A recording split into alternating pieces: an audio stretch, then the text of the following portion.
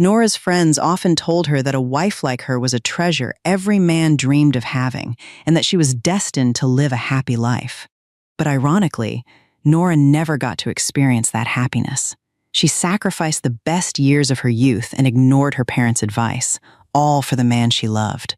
A man whose legs were left paralyzed after a devastating car accident. For 7 years, she cared for him in every possible way, holding on to the hope that one day they would finally be able to walk side by side again. Then, the day he was finally able to walk again, the very first words he said to her were only a few heartbreaking ones. "We should get a divorce. I don't love you anymore." Only then did Nora understand why people say, "Don't bite the hand that feeds you." Nicholas hadn't just bitten the hand that fed him. He had walked away from the woman who had carried him through the darkest years of his life. Nora was 19 when she met Nicholas at a university in San Francisco. They weren't classmates, and under normal circumstances, they probably never would have crossed paths. That weekend, however, both of them had signed up to volunteer at a campus health fair. Nora spent most of the day helping nursing students with basic health screenings, while Nicholas was assigned to the registration desk. By late afternoon, the event had ended, but a handful of volunteers stayed behind to fold tables, carry boxes, and clean up the gymnasium. Nearly everyone else had already gone home by the time they finished. Nicholas looked around, then laughed when he realized the campus cafe had already closed. "Looks like we worked right through lunch." Nora glanced toward a food truck parked across the street and smiled. "I can afford 2 burgers. If you don't mind sharing the fries," Nicholas laughed. "Deal!" What was supposed to be a quick meal lasted nearly 2 hours. They talked about classes, the part-time jobs they worked to pay tuition, their families, and the futures they hoped to build after graduation. Neither of them noticed the sun setting until the food truck owner began packing up for the night. Before they left, Nicholas took out his phone. "Can I have your number?" Nora smiled before typing it in herself. It was a simple beginning, but years later, both of them would still remember that cheap meal far more clearly than any expensive date they ever had afterward. One lunch turned into another, then coffee after class, weekend walks along the waterfront, and countless evenings studying together before final exams. Neither of them had much money. Nicholas worked part-time at a sporting goods store, while Nora picked up extra shifts wherever she could to help cover tuition and rent. Fancy restaurants were never part of their relationship. More often than not, dinner meant takeout and a bench overlooking the bay. Somehow, neither of them ever felt like they were missing anything. During those evenings, they talked far more about tomorrow than they did about today. Nicholas wanted a stable career where he could provide for his future family. Nora dreamed of becoming a nurse, not because it paid well, but because she genuinely loved helping people. Every now and then, one of them would joke about the little house they planned to buy someday. Nora wanted a front porch where she could drink coffee every morning. Nicholas wanted a backyard big enough for a dog. They didn't know when those dreams would come true. They only knew they wanted to build them together. By the time they graduated, they had already spent 5 years growing up side by side. They had become more than boyfriend and girlfriend. They had become each other's safest place. At 24, everything finally seemed to fall into place. Nicholas accepted a position as an administrative manager at a well-established insurance company, while Nora officially began her career as a registered nurse at one of San Francisco's hospitals. For the first time since they met, they no longer had to worry about tuition, textbooks, or juggling multiple part-time jobs just to make it through another semester. A month later, Nicholas took Nora back to the university campus. They walked past the old gymnasium where they had first met before stopping beneath the large oak tree nearby. Nicholas reached into his jacket and pulled out a small velvet box. "5 years ago," he said, "you bought me a burger because the cafe had already closed." Nora laughed. "You still remember that?" "I remember everything." He opened the box, revealing a simple engagement ring. "We've spent 5 years building our future. Will you let me spend the rest of my life building it with you?" Nora never let him finish, lowering himself onto one knee. She wrapped her arms around him and whispered, "Yes." Their wedding was set for only a few weeks later. Invitations were mailed, the venue was booked, and Nora had already picked up her wedding dress. Since they wanted to avoid taking on a mortgage too early, they decided to stay in their small rented apartment until they had saved enough for a house. One evening, while looking through a home magazine together, Nora pointed at a modest single-story house with a tiny front porch. "This one," she said. "I don't need anything bigger," Nicholas smiled. "Then that's the one we'll work for." At that moment, neither of them doubted their future for even a second. Only a few days before the wedding, Nicholas's friends insisted on throwing him a bachelor party. Nora wasn't thrilled about the idea, but she trusted him. Before he left, she straightened his tie, brushed an invisible speck of dust from his jacket, and smiled. "Don't stay out too late," Nicholas grinned. "Yes, ma'am. And if you've been drinking, I'll be careful." He kissed her forehead before walking out the door. Nora watched him disappear down the hallway, never imagining it would be the last time she saw him standing on his own 2 feet. That evening, she stayed home to finish the final wedding preparations. She checked the guest list one last time, organized a few decorations, then carefully hung her wedding dress where it wouldn't wrinkle. Around 11 o'clock, rain began pouring across the city. Nora glanced at the clock before picking up her phone. "Drive home safely. I'm waiting for you." The message was delivered, but no reply came. Midnight passed. Then 12:30. She called once. No answer. She called again. Still nothing. Just after 1 in the morning, her phone rang. Relief washed over her for the briefest moment until she looked at the screen. It wasn't Nicholas. It was a doctor from the emergency department asking if she was the fiancée of Nicholas. After leaving the party, Nicholas had decided to drive himself home despite the heavy rain. His car lost control on a wet curve before crashing head-on into a roadside barrier. By the time Nora reached the hospital, he was already in surgery. The operation saved Nicholas's life, but the news that followed changed everything. The impact had severely damaged his spine, leaving him paralyzed from the waist down. The doctors explained that rehabilitation might help, but no one could promise he would ever walk again. The wedding was less than 2 weeks away. Alex and Linda were devastated for their daughter. One evening, after leaving the hospital, they sat down with her in the living room. Alex spoke first. "Nora, your mother and I know how much you love Nicholas, but marriage isn't something you walk into because you feel sorry for someone."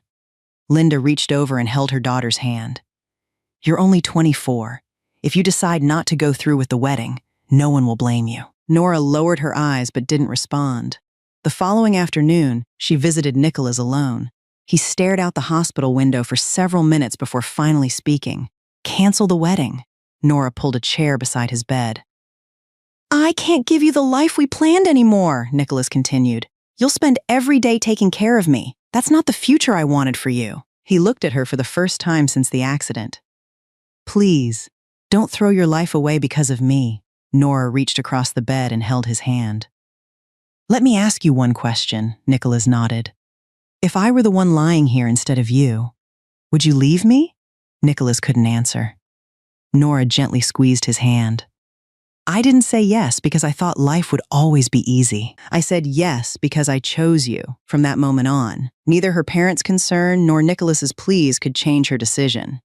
She was going to marry the man she loved, no matter what the future looked like. 2 weeks later, Nora walked down the aisle wearing the same wedding dress she had picked out months earlier. The ceremony was nothing like the one they had imagined during college. There was no lively reception, no long list of guests, and no honeymoon waiting afterward. Nicholas remained in a wheelchair throughout the entire ceremony. Several seats that had been reserved for friends were left empty because many people believed the wedding would eventually be canceled. Even the minister paused for a brief moment before asking the final question. "Nora, do you take Nicholas to be your lawfully wedded husband, for better or for worse, in sickness and in health, as long as you both shall live?" Nora looked at Nicholas without the slightest hesitation. "I do." When it was Nicholas's turn, he struggled to keep his voice steady. "I do." As the ceremony came to an end, there were no cheers loud enough to drown out the uncertainty waiting outside those church doors. There was only a husband wondering if he had just ruined the woman he loved, and a wife who believed she had simply kept the promise she made the day she accepted his proposal. After the wedding, Nora and Nicholas didn't move into the house their families had promised to help them buy one day. That dream would have to wait. Instead, they rented a small one-bedroom apartment near the rehabilitation center so Nicholas wouldn't have to travel long distances for treatment. The apartment had never been designed for someone in a wheelchair, and they quickly realized that even ordinary things had become daily challenges. The bathroom doorway was too narrow, The kitchen counters were too high, and there wasn't enough space for Nicholas to turn comfortably between the living room and the bedroom. During her days off, Nora slowly transformed the apartment one corner at a time. She installed grab bars in the bathroom, rearranged the furniture to create wider pathways, lowered shelves so Nicholas could reach them, and even removed a few unnecessary pieces of furniture to make moving around easier. None of the changes were expensive, but each one made Nicholas a little less dependent on someone else's help. Every day also brought a new lesson. Nora learned how to help him transfer safely between the bed, the wheelchair, and the shower chair without causing him pain. Nicholas insisted on practicing those movements repeatedly, refusing to let her lift him more than necessary. Some attempts ended with both of them laughing after losing their balance.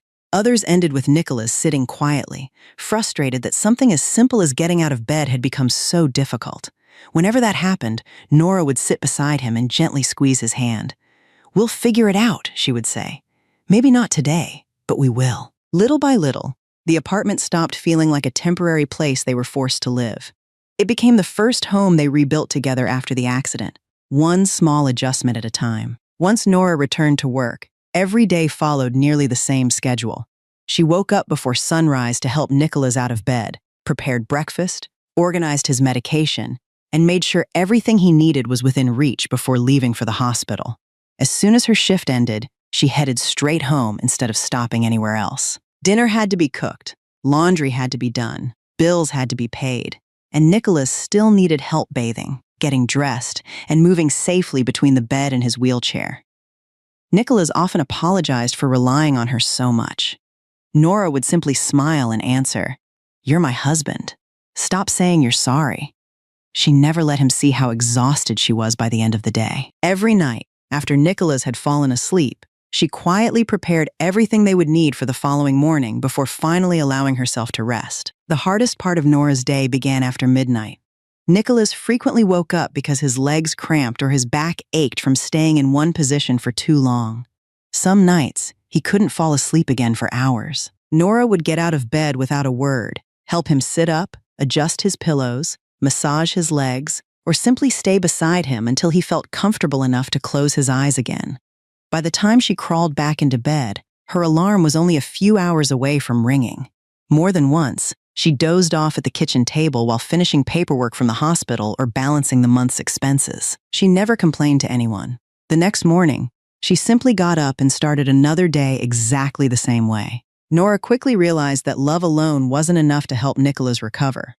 Every afternoon after finishing her shift, she spent extra time speaking with doctors, physical therapists, and rehabilitation specialists at the hospital.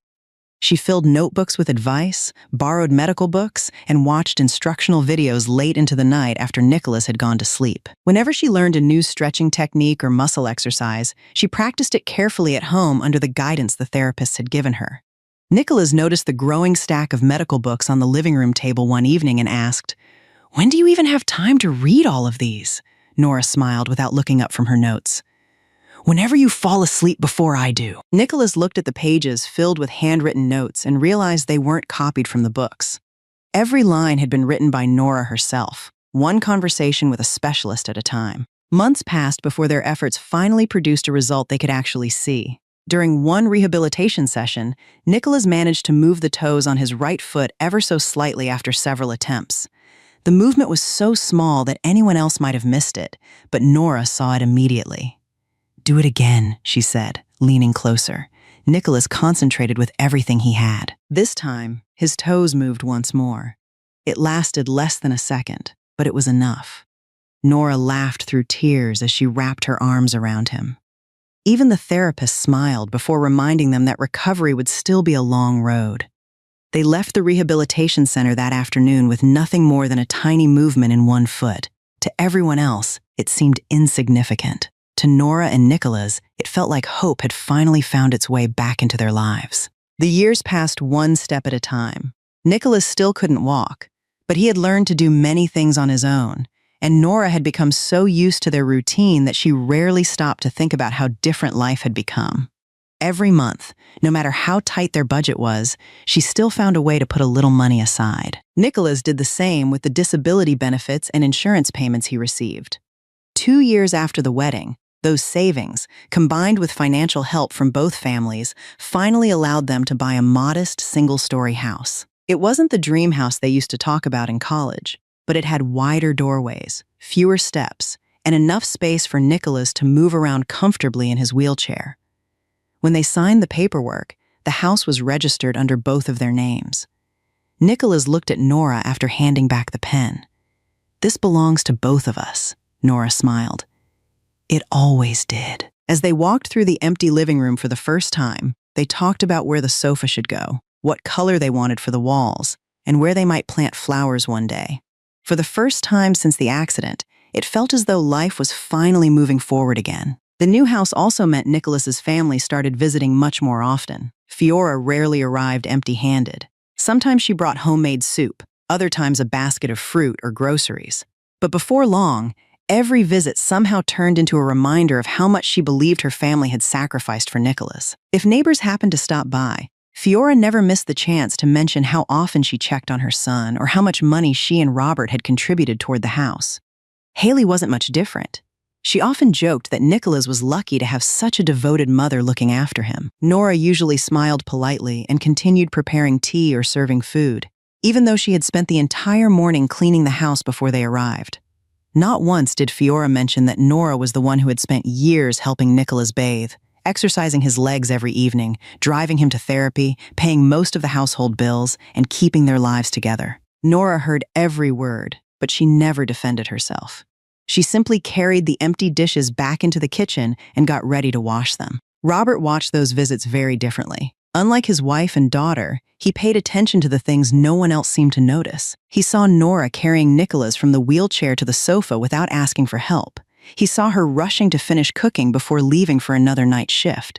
He noticed that she never sat down to eat until everyone else had already filled their plates. One afternoon, after Fiora spent several minutes telling relatives how much their family had done for Nicholas, Robert finally interrupted. "You've forgotten someone." The room grew quiet.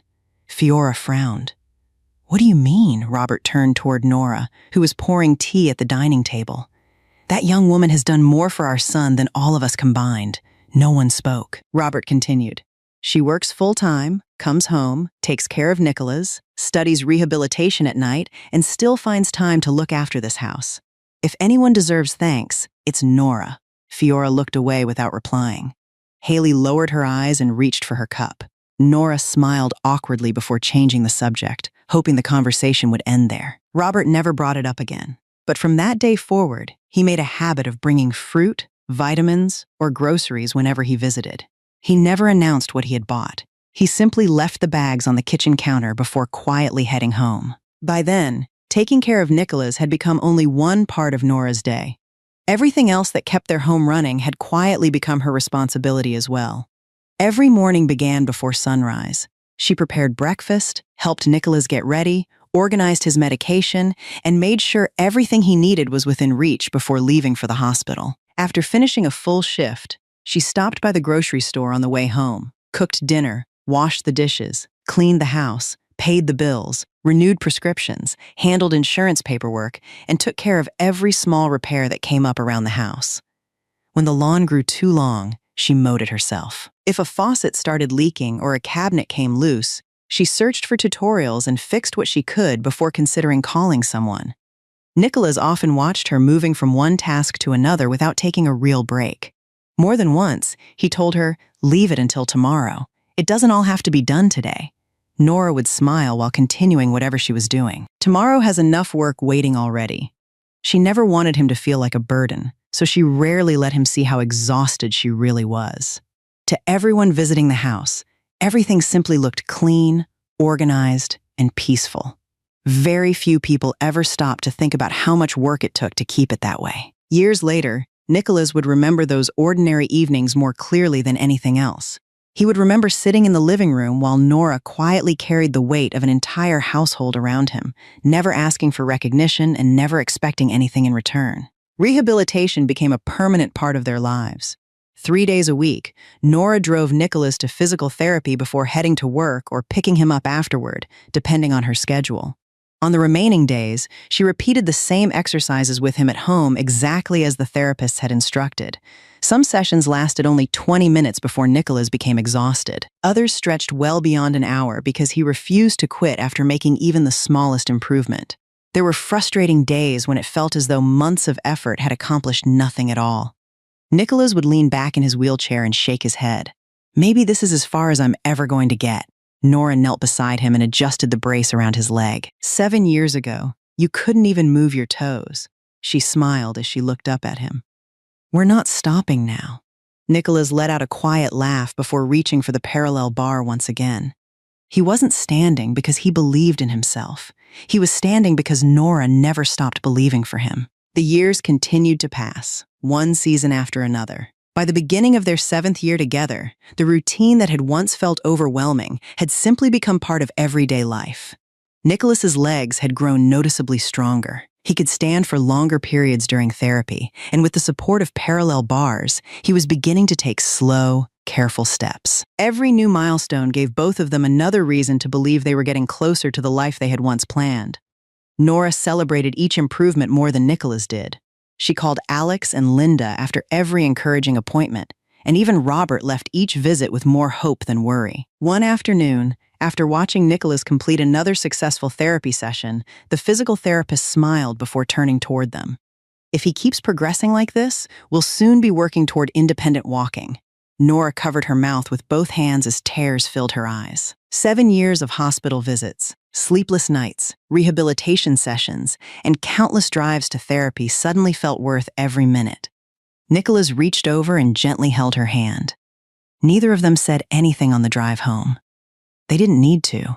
For the first time since the accident, the future no longer felt like something they could only dream about. It finally seemed close enough to reach. A few days after that encouraging therapy session, Nicholas returned to the rehabilitation center for another evaluation. The doctor reviewed his latest test results before looking up with a smile neither Nora nor Nicholas had seen in years. You're making remarkable progress, he said. If you continue following the treatment plan, there's a very good chance you'll be able to walk independently again. Nora instinctively reached for Nicholas's hand. For a moment, neither of them spoke. 7 years of hospital visits, sleepless nights, endless therapy sessions, and countless disappointments suddenly felt worthwhile. On the drive home, Nora couldn't stop talking about all the things they would finally do together. She wanted to return to the university where they first met, take a walk along the waterfront again, and visit every place they had postponed over the past 7 years. Looking at Nicholas smiling beside her, she truly believed the life they had dreamed about was finally within reach. As Nicholas grew stronger, subtle changes began appearing in places Nora never expected. He started paying much more attention to the way he dressed before leaving for therapy. Clothes he hadn't touched in years suddenly came back out of the closet. He spent longer in front of the bathroom mirror trimming his beard and fixing his hair. At first, Nora found it endearing. She assumed he was simply excited to feel like himself again after spending so many years confined to a wheelchair. Seeing his confidence return made her genuinely happy. She even joked one morning while handing him a clean shirt. "Look at you. Someone's becoming handsome again," Nicholas laughed.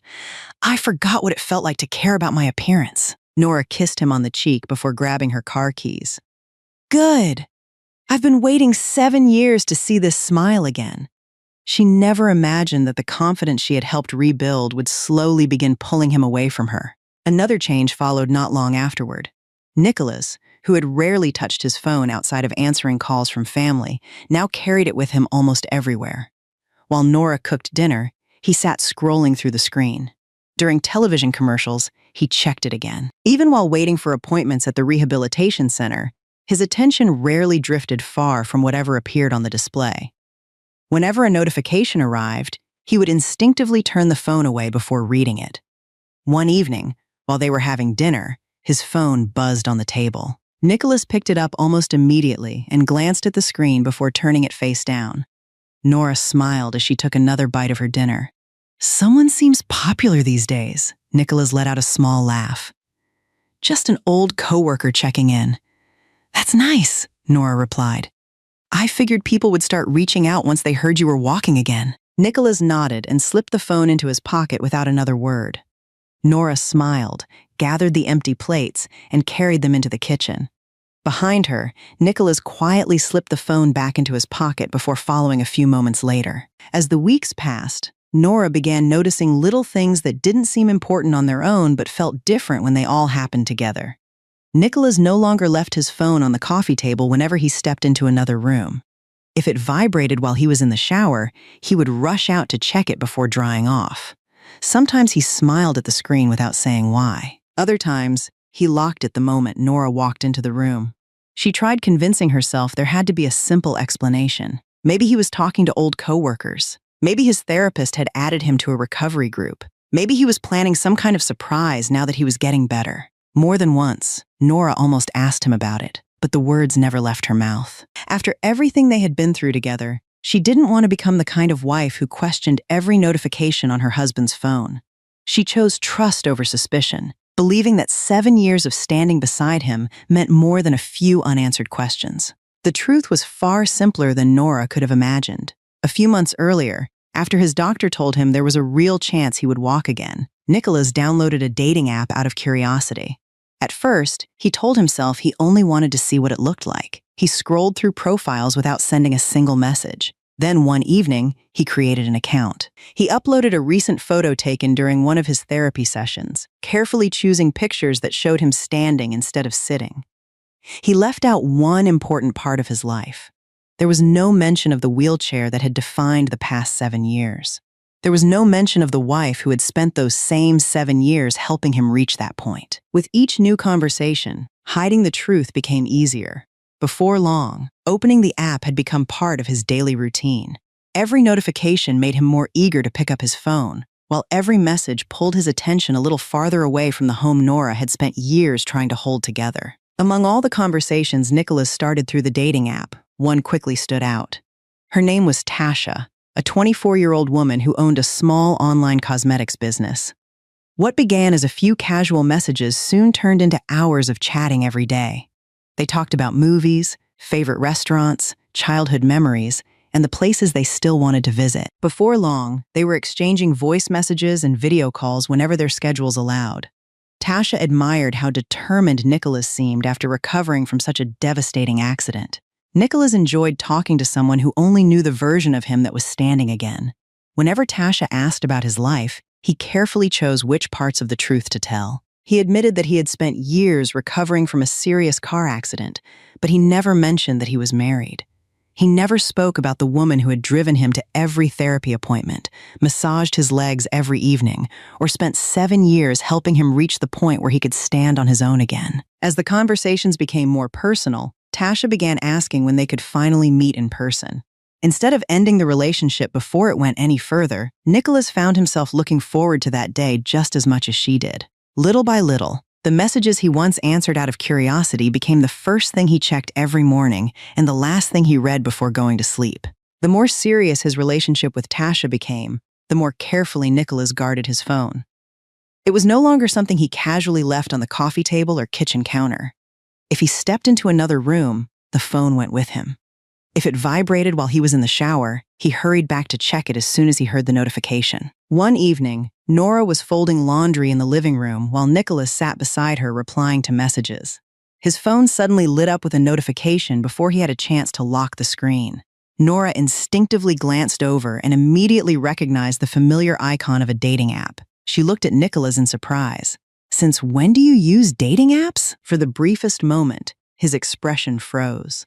It lasted less than a second before he forced a relaxed smile and picked up the phone. "It's not a dating app," he said, tapping the screen a few times before turning it toward her. "Just one of those mobile games. They keep sending weird promotional notifications."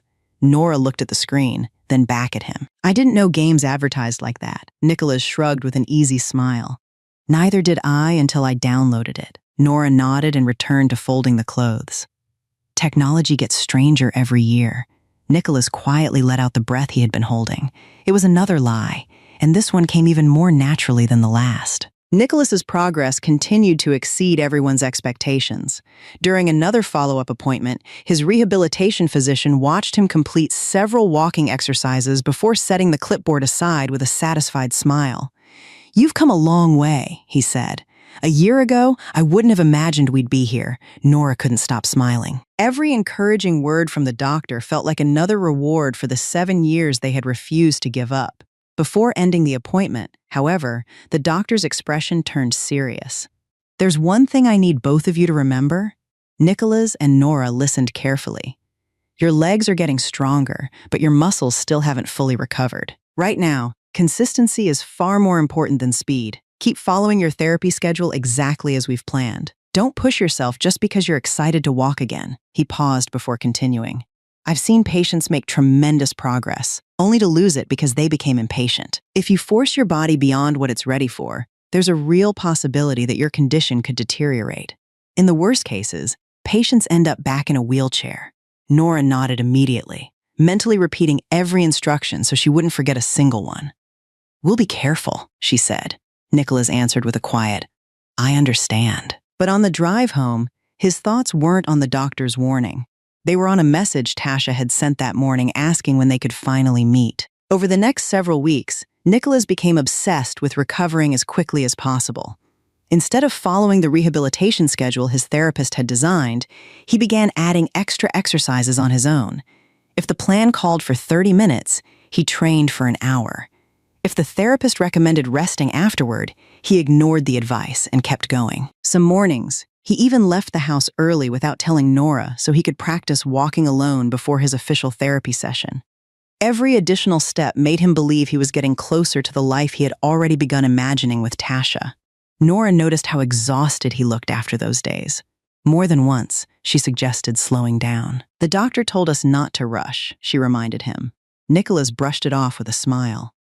"I'm just trying to get stronger a little faster." Nora wanted to argue, but seeing him walk farther than he had the week before filled her with too much hope.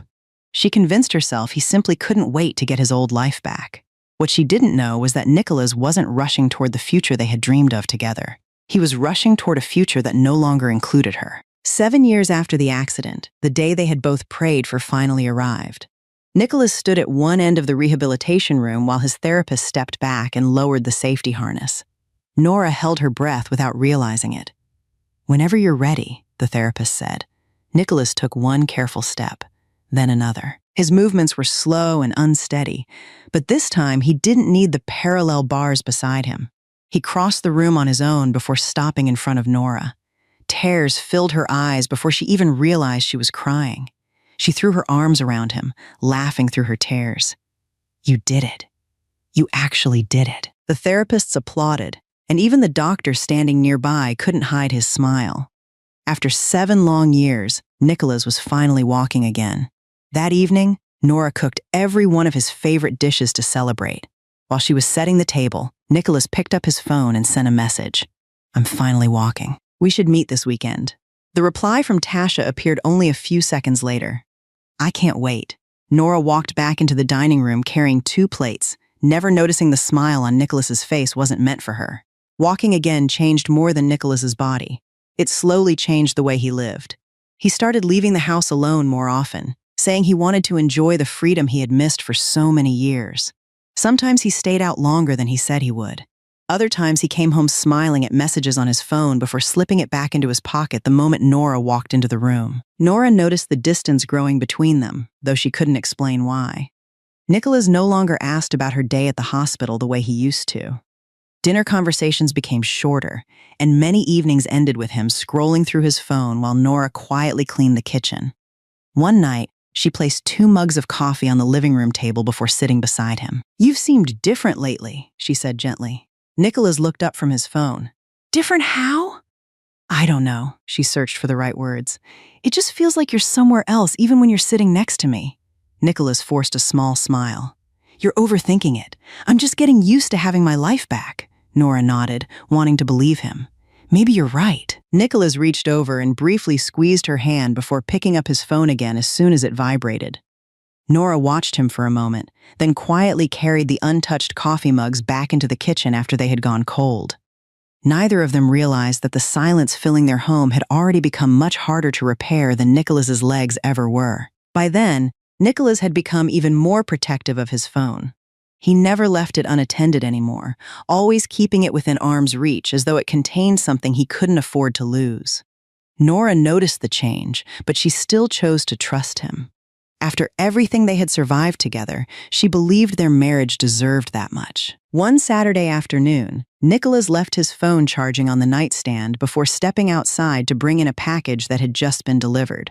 A few seconds later, the screen lit up with a notification, followed almost immediately by another. The constant vibration caught Nora's attention. She walked into the bedroom intending to unplug the charger so the sound would stop, but before she reached the nightstand, another message appeared on the lock screen. "Tasha, I can't wait to see you tonight." Nora froze. She stared at the name for several seconds, hoping she had misunderstood what she was looking at. Then another notification appeared before the first one disappeared. "Tasha, I still can't believe you spent 7 years fighting just so we could finally be together." Nora slowly picked up the phone. The screen was still unlocked. She wasn't looking for answers anymore. They were already staring back at her. Their conversations stretched back months. There were photos, voice messages, plans for weekend trips, and countless promises about a future they were planning together. Nicholas had told Tasha that he couldn't wait to start a new chapter of his life. He had even written, "I'll take care of the divorce soon." Nora kept scrolling until she couldn't bring herself to read another word. Every message felt like another piece of the 7 years she had given him slipping quietly through her fingers. At that moment, the front door opened. Nicholas walked into the bedroom carrying the package, but the moment he saw his phone in Nora's hands, he stopped where he was. Neither of them spoke. The silence between them said more than any explanation ever could. Nicholas slowly set the package on the floor without taking his eyes off Nora. She looked at him for a long moment before placing the phone back on the nightstand. "How long?" she asked quietly. Nicholas didn't answer.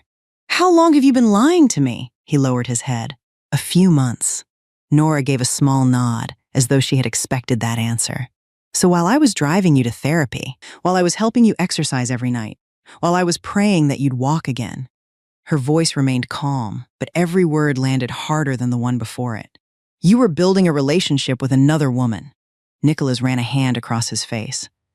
"I didn't plan for any of this to happen." Nora looked at him in disbelief. "You downloaded the app. You created the account. You chose not to tell her you were married. You answered every message.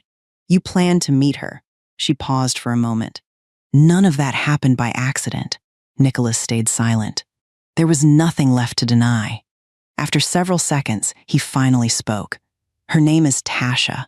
Nora closed her eyes briefly before asking the question she had been afraid of since reading the messages. "Do you love her?" Nicholas took a slow breath. "Yes." The room fell completely silent. Nora let out a quiet laugh, though there wasn't a trace of happiness in it. "For 7 years, I kept telling myself that one day we'd finally be able to walk side by side again." She looked down at his legs before raising her eyes to meet his. "I never imagined the first place those legs would take you was towards someone else." Nicholas couldn't find a single word to answer. After a long silence, Nora spoke one last time. "Is there anything else you haven't told me?" Nicholas slowly shook his head. "No," Nora nodded once. "Thank you." She turned and walked out of the bedroom, leaving Nicholas standing alone with the phone that had ended 7 years of their marriage. Nicholas broke the silence first. "I don't want to keep hurting you by pretending anymore." Nora slowly turned toward the wedding photo hanging on the wall. It had been taken only a few hours after they exchanged vows. Nicholas was sitting in his wheelchair, smiling at the camera, while she stood beside him with one hand resting gently on his shoulder. She remembered believing they could survive anything as long as they stayed together. She had never imagined they would survive everything except each other. "What happens now?" she asked without taking her eyes off the photograph. Nicholas walked to the drawer beneath the nightstand and pulled out a large envelope. He had prepared it long before that afternoon. "I've already spoken to a lawyer." He placed the divorce papers on the table between them. Nora looked at the documents without touching them. "The house will be yours," Nicholas said quietly. "It's in both of our names, but I'll transfer my share to you. After everything you've done for me, it's the least I can do." Nora finally looked up at him. "Do you really think a house can repay 7 years of someone's life?" Nicholas lowered his eyes. He knew there was no answer to that question. Nora slowly opened the envelope and turned to the final page. Before picking up the pen, she reached toward her left hand. The wedding ring she had worn every single day for 7 years slid off her finger for the first time. She looked at it for a few seconds, then gently placed it on top of the divorce papers. Only then did she sign her name. She wasn't signing because she wanted the marriage to end. She was signing because the man she had married had already left long before the paperwork arrived. Nicholas quietly picked up his suitcase and walked toward the front door. He stopped for a brief moment, hoping the silence might somehow give him the words he couldn't find. It didn't. A few seconds later, the front door closed behind him. Nora remained where she was, staring at the wedding ring resting beside her signature, while the house fell completely silent. The divorce became final a few weeks later. Nicholas kept his promise and transferred ownership of the house entirely to Nora before disappearing from her life. For nearly a month, she lived alone in the same house that had once been filled with rehabilitation equipment, doctor's appointments, and dreams of a future together. Every room carried a memory she could no longer bear to revisit. One morning, she contacted a real estate agent and put the house up for sale. It sold not long afterward. Nora packed the last of her belongings into a few cardboard boxes, taking only what she truly needed. Before leaving San Francisco, she drove to her parents' house one final time. Linda hugged her daughter for so long that neither of them spoke. Alex carried the last suitcase to the car before placing his hand gently on Nora's shoulder. "You don't have to go this far away," he said. Nora smiled softly. "If I stay here, every street will remind me of him." Alex nodded. He understood. Before she got into the car, Linda handed her a small bag filled with homemade food for the drive, just as she had done years earlier when Nora first left for college. "Call us," she said, "even if it's just to tell us you've had dinner." Nora hugged both of her parents one more time before climbing behind the wheel. As the San Francisco skyline slowly disappeared in her rearview mirror, Nora tightened her hands around the steering wheel and kept driving. She never looked back. Several days later, Nora arrived in Manhattan, Kansas, with nothing more than 2 suitcases and the money left after selling the house.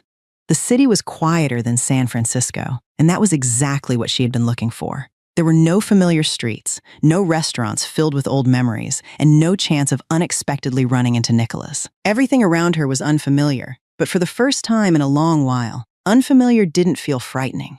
It felt peaceful. She rented a modest 1-bedroom apartment only a short drive from the hospital where she had already accepted a nursing position. The landlord handed her the keys before wishing her good luck in her new home. Nora thanked him, unlocked the front door, and stepped inside.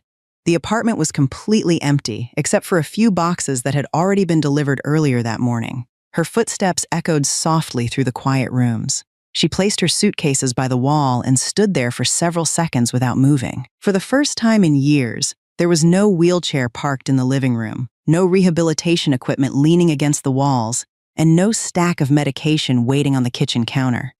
The silence felt strange, but it also felt lighter than anything she had experienced in a long time. That evening, she unpacked only the essentials, ordered a simple dinner, and sat by the living room window watching the sun disappear behind the trees. It wasn't the home she had once imagined building with Nicholas.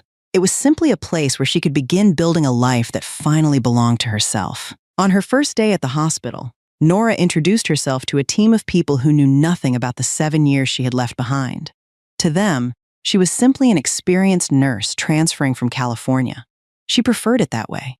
There was no need to explain her past every time someone asked where she came from. Her new coworkers welcomed her warmly, and before long, she settled into a routine that revolved around patients instead of rehabilitation appointments waiting at home. Caring for people slowly became something she enjoyed again, rather than a responsibility she carried out of obligation. It didn't take long for patients to notice her kindness. She never rushed through conversations, remembered small details about the people under her care, and always made time to reassure anxious families before they left the hospital. Some patients even asked the nurses at the front desk whether Nora would be working the following day. A few doctors began requesting her whenever they needed someone calm and dependable during difficult cases. Little by little, Nora stopped feeling like someone trying to escape her past. She was simply a nurse again, a profession she had loved long before life asked her to sacrifice so much. By the end of her first month, the unfamiliar hallways already felt less intimidating, and for the first time in years, she found herself looking forward to work instead of worrying about everything waiting for her after she clocked out. A few days into her new job, Nora was asked to deliver several patient files to the rehabilitation department. That was where she met Marcel for the first time. He was guiding an elderly stroke patient through a series of walking exercises between the parallel bars, encouraging the man to focus on one step at a time instead of worrying about how far he still had to go. Nora waited quietly until the session ended before handing him the chart. One of the therapists introduced them. "Nora, this is Marcel. He's one of our physical therapists." Marcel smiled and offered his hand. "Welcome to the team." "Nice to meet you," Nora replied before both of them returned to work. After that day, they crossed paths often without paying much attention to it. Sometimes they discussed a patient's recovery plan during shift changes. Other times, Marcel would stop by the nurse's station to ask about a patient's pain level before adjusting the rehabilitation schedule. Nora gradually noticed that Marcel never rushed his patients, even when the department was busy. He celebrated every small improvement with genuine enthusiasm and never showed frustration when someone struggled. Marcel, on the other hand, began noticing Nora for different reasons. She treated every patient with the same patience and respect, whether they had been admitted for a minor injury or a life-threatening illness. More than once, he saw frightened patients visibly relax after only a few minutes of talking with her. They remained nothing more than co-workers, exchanging polite greetings in the hallways and occasionally working together on the same cases. Neither of them realized that the person they kept casually passing each day would soon become far more important than either of them expected. About 2 months after moving to Manhattan, a cold spring rain swept across the city just as Nora finished her shift. She opened her umbrella and started the short walk back to her apartment. Halfway home, she heard a faint whimper coming from a narrow alley between 2 buildings. At first, she thought she had imagined it, but the sound came again. Following it, she found a small corgi curled up against the wall, shivering from the cold. One of its back legs was bleeding, and every time it tried to stand, it collapsed after only a step or two. Nora slowly knelt a few feet away so she wouldn't frighten it. "Hey, it's okay," she whispered. The little dog looked at her with frightened eyes but didn't try to run. It simply didn't have the strength. Nora carefully wrapped it in her raincoat before carrying it back to her apartment. She cleaned the wound as gently as she could, checked for broken bones, and made sure the injury didn't appear life-threatening. Early the next morning, before reporting to work, she took the dog to a veterinary clinic. The veterinarian explained that the leg wasn't broken, but the muscles had been badly injured. With proper treatment, medication, and several weeks of rest, the dog would most likely recover. Nora thanked the veterinarian, picked up the medicine, and carried the little corgi home.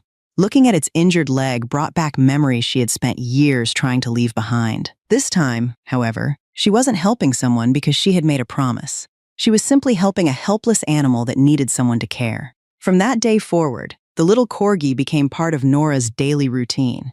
Every morning before leaving for work, she changed its bandages, prepared fresh food, and made sure it had taken its medication. Every evening after coming home, she spent time gently massaging the injured leg before encouraging it to put a little more weight on it each day, following the treatment plan the veterinarian had recommended. Progress came slowly, but unlike before, Nora never found herself counting the days or wondering whether her efforts would be rewarded. She simply celebrated each small improvement as it came. A few weeks later, the little dog managed to cross the living room without limping. Nora laughed as it proudly trotted toward her, its tail wagging so hard that its whole body shook. She knelt down and rubbed behind its ears. "I think you've earned a name." The corgi tilted its head as though it were listening. Nora smiled. "Rocky." From that day on, Rocky followed her almost everywhere around the apartment. Every time Nora returned home from work, he would race to the front door with the excitement only a dog could show. Watching him wait for her every evening filled the apartment with a warmth she hadn't felt since leaving San Francisco. Without realizing it, Rocky had begun healing a part of Nora that medicine never could. A full year passed before Nora realized how much her life had changed. What had once felt unfamiliar had quietly become home. She no longer needed a map to get around Manhattan, and the hospital hallways that had seemed overwhelming during her first week now felt as familiar as the ones she had left behind in San Francisco. Her coworkers had become close friends. Her patients greeted her by name, and work was no longer something she used to distract herself from the past. It had become a part of the life she genuinely enjoyed again. Her apartment had changed as well. The empty rooms she had first moved into were now filled with small reminders that someone truly lived there. Framed photographs sat on the shelves. Books were stacked beside the sofa, and Rocky's toys were scattered across the living room no matter how often she put them away. Fresh flowers occasionally brightened the kitchen window whenever she remembered to stop by the local market after work. Rocky had grown into a healthy, energetic corgi whose favorite part of every day was waiting by the front door for Nora to come home. Whenever she had a free afternoon, they headed to the same dog park together. It had become their little tradition. Nora would sit on a nearby bench with a cup of coffee while Rocky ran across the grass, greeted every dog he could find, and somehow convinced most of them to play with him. There were still moments when memories of San Francisco quietly returned, but they no longer followed her everywhere she went. Without realizing it, Nora had stopped surviving her past and started living her present. One sunny Saturday morning, Nora unclipped Rocky's leash after reaching the fenced dog park. The little corgi took off across the grass as though he had been waiting all week for this moment. Before Nora could call him back, Rocky ran straight toward a beautiful white Samoyed that was calmly chasing a tennis ball. Within seconds, the two dogs were racing around the park together as if they had known each other for years. Nora hurried after Rocky, apologizing before she had even reached them. "I'm so sorry. He usually isn't this excited." A familiar voice answered before she could say anything else. "I think Angel disagrees." Nora looked up and blinked in surprise. Standing a few feet away, holding the Samoyed's leash, was Marcel. He smiled as Rocky rolled onto his back in front of Angel before jumping up again and darting across the grass, with Angel happily chasing after him. "Looks like they've already decided they're friends," Marcel said. Nora laughed, genuinely amused by the sight. "I don't think either of us gets a vote. I don't think Rocky plans on going home anytime soon either," Marcel added as the little corgi ignored Nora's first attempt to call him back. "He's usually stubborn," Nora admitted with a smile. "Today, he's somehow even worse," Marcel laughed. "Then maybe we should let them wear themselves out." Nora nodded in agreement. "I guess they're making today's schedule for us." The two of them started walking slowly along the edge of the park while Rocky and Angel continued chasing each other through the grass, completely unaware that they had just introduced two people whose lives were about to change. Neither Nora nor Marcel seemed eager to leave the park that morning. Since Rocky and Angel were clearly enjoying each other's company, they decided to let the dogs keep playing while they walked slowly along the trail. Away from the hospital, the conversation felt surprisingly natural. There were no patient charts, no treatment plans, and no rushing from one task to another. They talked about ordinary things instead. Marcel admitted that he had moved to Manhattan several years earlier after accepting a position at the hospital. Nora shared that she had relocated from San Francisco not long ago for a fresh start, though she didn't say much more than that. Marcel didn't ask any questions she wasn't ready to answer. Instead, he pointed toward Rocky, who had somehow convinced Angel to chase him through a pile of fallen leaves. "I think he's the one making all the decisions today," Nora laughed. "He's been like that ever since his leg healed." Marcel looked at Rocky with a surprised smile. "He was injured?" Nora nodded. "I found him in an alley on a rainy day. His back leg was badly hurt." Marcel watched the little corgi sprint across the grass as if nothing had ever happened. "You must have taken good care of him." Nora looked at Rocky for a moment before quietly replying, "I just gave him the chance to heal." Marcel didn't know why, but something about the way she said those words stayed with him long after the conversation moved on. After that morning, meeting at the park slowly became part of both their routines. Whenever their schedules allowed, Nora brought Rocky there after work, and more often than not, Marcel happened to arrive with Angel not long afterward. Sometimes they walked together while the dogs ran ahead. Other times they simply sat on the same bench, watching Rocky and Angel wear themselves out chasing tennis balls across the field. Their conversations became a little longer each week. Marcel learned that Nora loved quiet mornings and homemade coffee more than crowded restaurants. Nora discovered that Marcel had chosen physical therapy because he genuinely enjoyed helping people regain abilities they thought they had lost forever. The more she listened, the more she understood why so many patients trusted him. One afternoon, Rocky flopped down beside Angel, completely exhausted after nearly an hour of running. Marcel smiled as he watched the two dogs lying shoulder to shoulder in the shade. "I think they've already decided we're going to keep seeing each other," Nora laughed softly. "I don't think either of us has much say in it anymore." It was a simple joke, but for the first time in years, Nora realized she was looking forward to seeing someone again. Not because she needed them, but because she genuinely enjoyed their company. As the weeks passed, meeting at the park was no longer enough. One Friday afternoon, after they finished work, Marcel walked alongside Nora toward the employee parking lot before gathering the courage to ask, "Would you have dinner with me this weekend? Just the two of us," Nora smiled apologetically. "Does this count as Rocky and Angel not being invited?" Marcel laughed. "I think they deserve one evening off." Nora couldn't help laughing with him. It had been a long time since someone had made her smile so effortlessly. After a brief pause, she nodded. "I'd like that." Their first date wasn't anything extravagant. Marcel chose a quiet, family-owned Italian restaurant a few blocks from the park. They talked for hours without either of them checking the time. Marcel never tried to impress Nora with expensive gifts or grand promises. Instead, he listened more than he spoke. When Nora mentioned how much she missed watching sunsets over the water back in California, Marcel simply smiled and said, "Then one day, we'll find the best sunset Kansas has to offer." It wasn't a perfect replacement, but it made Nora realize something she hadn't felt in years. She was enjoying the evening without comparing it to her past. A few weeks later, Marcel invited Nora to the same park where Rocky and Angel had first met. The dogs were running several yards ahead while the two of them walked at an unhurried pace beneath rows of tall oak trees. After watching the dogs disappear around a bend in the trail, Marcel finally broke the silence. "Can I tell you something?" Nora turned toward him. "Of course." Marcel smiled, though there was a trace of nervousness in his voice. "I've been looking forward to seeing you almost every day." He let out a quiet laugh.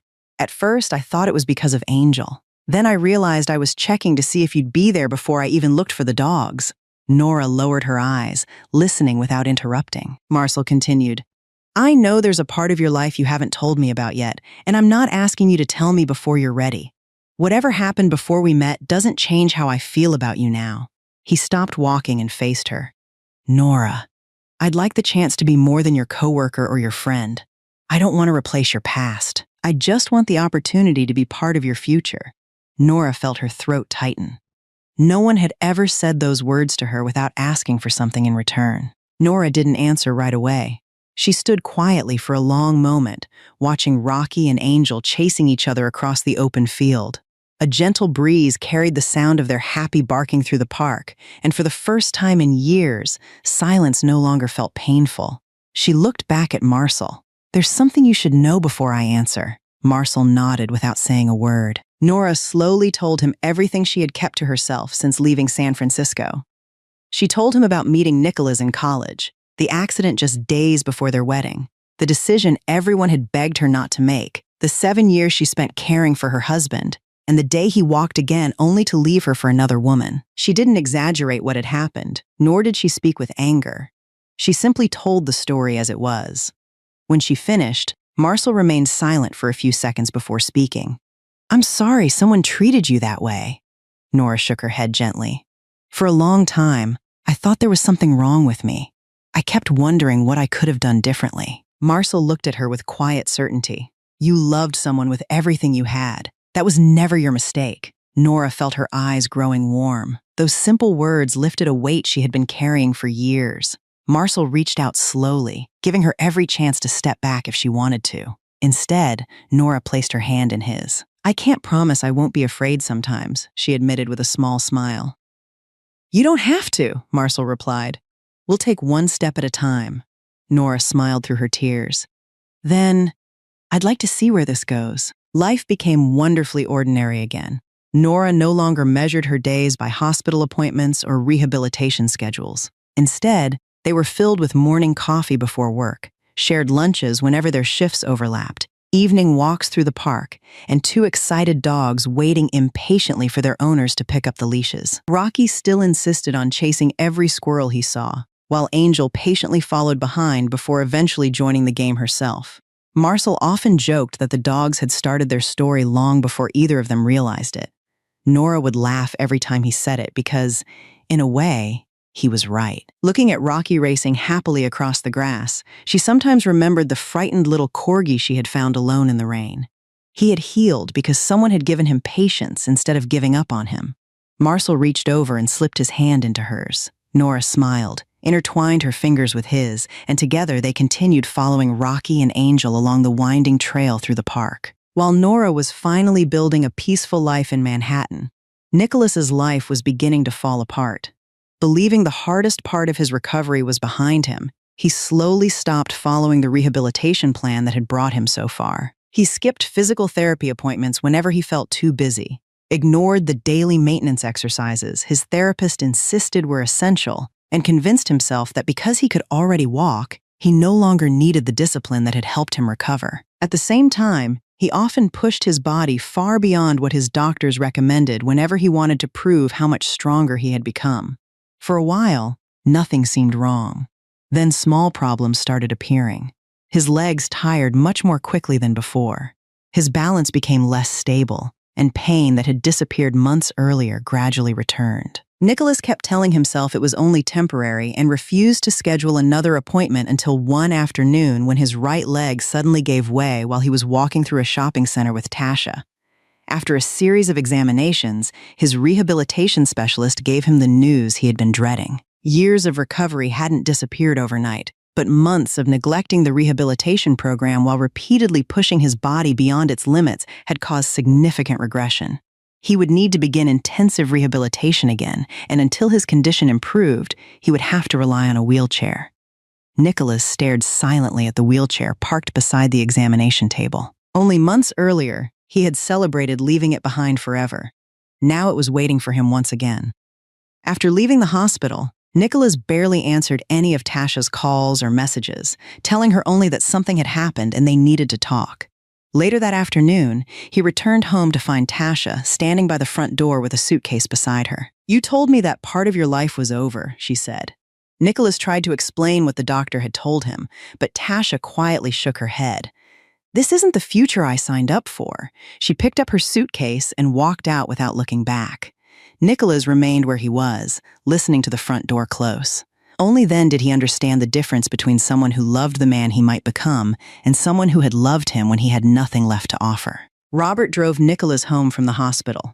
When Fiora saw her son lowering himself into a wheelchair again, she stood speechless in the doorway. The rehabilitation equipment they had packed away months earlier was brought back into the living room.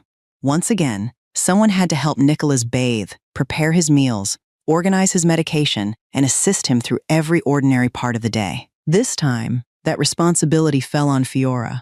Only a few days were enough to leave her physically and emotionally exhausted. One evening, after helping Nicholas into bed, she sat quietly at the dining table, rubbing her aching hands. "I don't know how Nora did this for 7 years," she whispered. Robert looked toward her before answering softly. "She did it because she loved him." The room fell silent. Nicholas slowly turned his head toward the dining table. The chair where Nora used to sit after every long day at work was still there. Nothing in the house had changed except the person who used to hold everything together. No one spoke again. That same weekend, the sun was shining over the park in Manhattan, Kansas. Rocky raced across the grass with Angel close behind, the two dogs disappearing down the walking trail before circling back to check whether Nora and Marcel were still following them. Marcel reached over and intertwined his fingers with Nora's. She smiled and held his hand without hesitation as they continued walking beneath the trees. After a while, Marcel glanced at her with a smile. "What are you thinking about?" Nora watched the two dogs playing a little farther ahead before answering. "I'm thinking Rocky chose the right park that day." Marcel laughed. "I was going to say Angel deserves some credit too." They both smiled as Rocky barked excitedly for Angel to chase him again.